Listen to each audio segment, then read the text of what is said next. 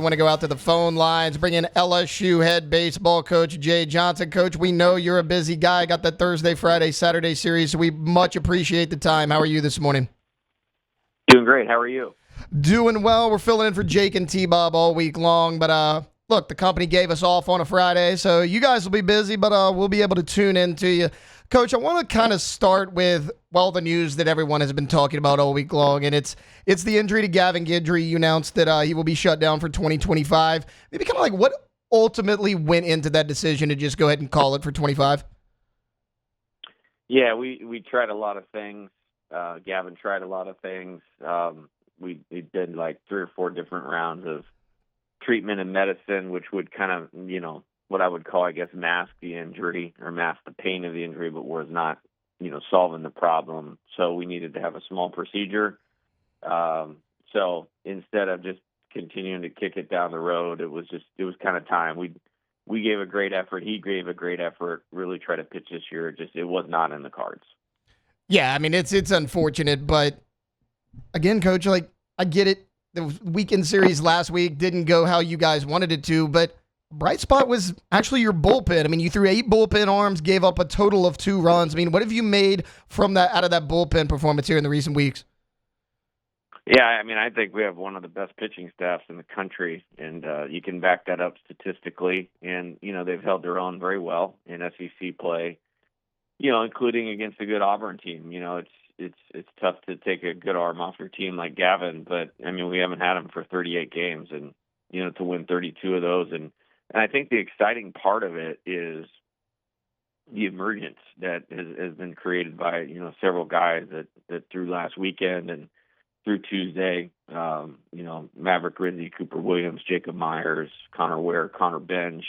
All those guys threw well last weekend, and they threw well Tuesday. And, you add those guys to Zach Cowan, Case, and Evans, and it's makings of a really good staff. And proud of those guys and just want them to keep going.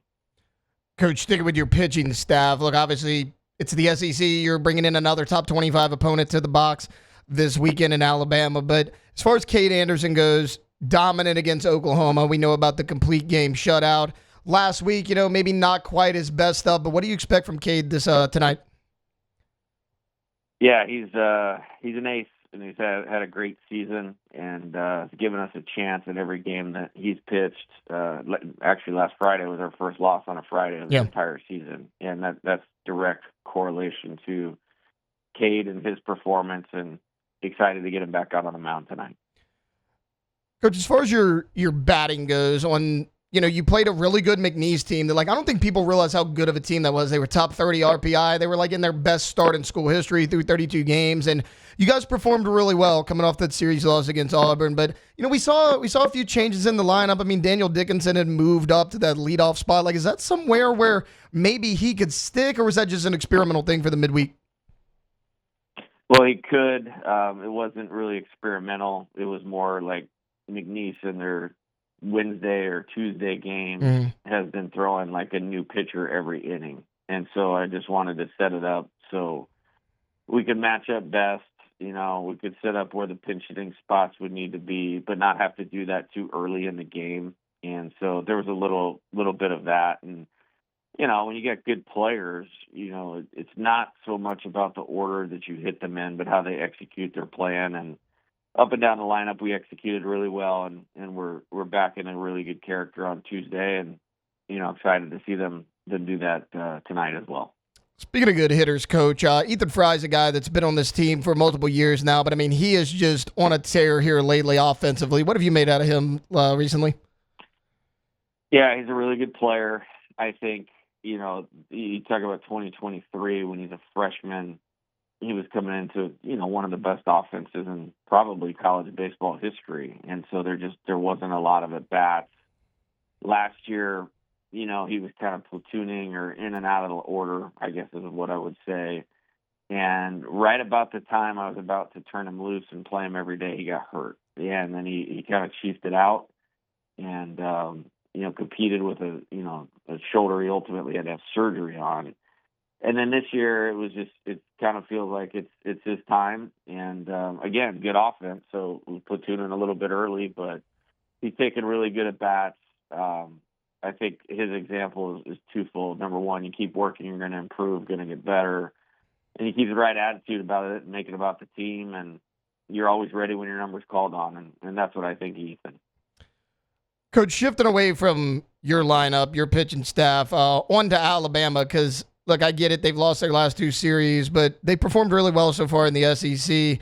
You look at their top 3 batters, Cade Snell, Justin LeBron, who we all know about, and then Richie Bonilano. Like, all 3 of those guys are batting over 330. What kind of challenges are they going to present to your pitching staff?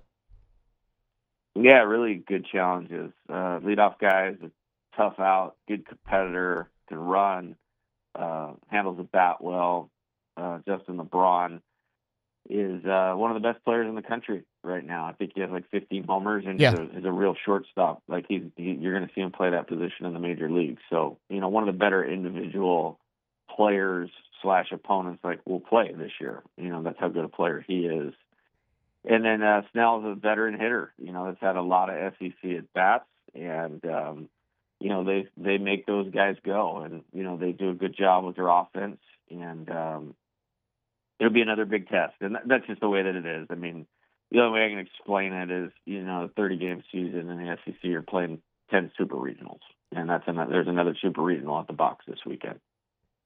Coach, as far as the Alabama staff goes, like going against your lineup, again, it's the SEC, it's never easy, but what do you want to see from your bats? Because like you mentioned, like your pitching staff was good overall. The bats maybe not where you wanted them against Auburn. Like how do you change that this weekend? Well, again, like for 34 games, we've probably been one of the 2 or 3 best offensive teams in the country. And again, you're on the road in a super regional type caliber team like that. That is going to happen as much as Jay Johnson doesn't want it to happen. We went back to work this week. We had a good day on Monday, kind of crystallizing, part of our hitting plan, both mentally, visually, physically, and then did the same thing Tuesday prior to the game. And Tuesday was good and good day yesterday. And just want to play in character. And it doesn't mean we're going to score 2 in every inning, when you're playing these caliber of teams, but we have good players that are really committed to playing the game the right way. And over time, I trust that to win out. We need to be a little more in character as far as getting our pitch to hit, having good plate discipline, being on time, moving the ball with runners on base, and then sticking with it. When you hit some balls hard and it doesn't go your way, you just got to stay with it. And just looking for that mental toughness that these guys have exhibited through most of this season. Coach Jay Johnson joining us right now, LSU head baseball coach. Coach, I know you're a busy man, so I'm not going to keep you long. Just one more for you. Like last week, you went against Sam Dutton on Friday night. He's a guy that used to be on your staff, and Brady Neal on the roster for Alabama. Like, regardless of position or how much this guy is going to play in the game, like, what's it like going up against a former player? It's honestly just kind of got normalized. It's the place we're in college baseball, at least now. I mean, Aiden Moffitt was at Texas. Micah Bucknam was at Dallas Baptist. Those guys didn't play, in the series, but it just kind of feels like the way it is. And, we had a few more players leave after last year, so it's a little more prevalent this year probably than it's ever going to be. But don't really look at it any differently. Those guys played on our team. Certainly respect them. They were part of a national championship team, and so it's really just. You prepare just like you would for any other player. Coach Jay Johnson, LSU baseball coach. Coach, thanks for hopping on with us, and best of luck to you this weekend. All right. Thank you. Have a good day.